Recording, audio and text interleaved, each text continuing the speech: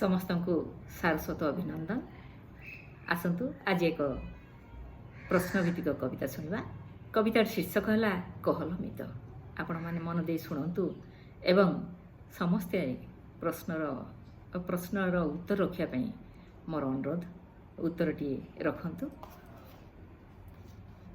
शुणा ताहले कहल मित। किए तो उठिया किए तलिया, किए तो उठिया किए तलिया, किए ओसारिया किए सरुआ, केते रूपे गढ़ा होइछि सिए, गढ़ी पारे नहीं ताकू तो किए।